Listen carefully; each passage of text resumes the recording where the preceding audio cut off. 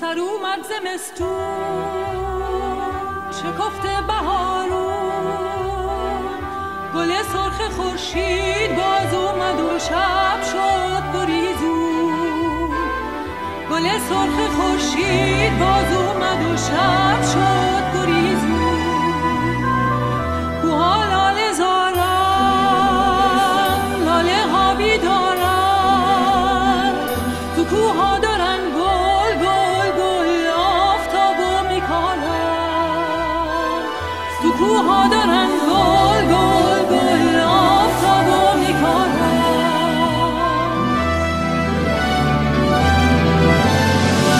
توی کوهستون دلش بیداره، تفنگ و گل و گندم داره میاره. توی سینش جان جان جان، توی سینش جان جان جان، یه جنگل ستاره داره. جان جان یه جنگل ستاره داره. یه جنگل ستاره داره. جان جان یه جنگل ستاره داره.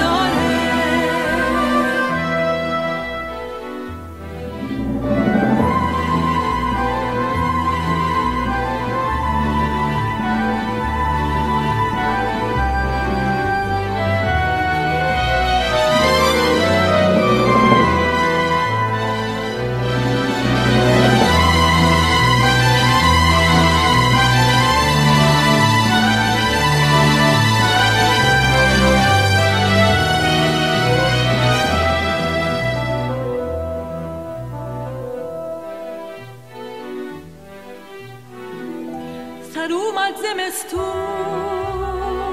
شکفته بهارون،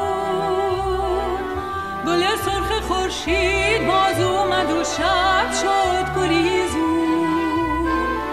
گل سرخ خورشید باز اومد و شب شد گریزون. لبش خنده نور، دلش شعله شور، صداش چشمه و یادش آهوی جنگل دور. صداش چشمه و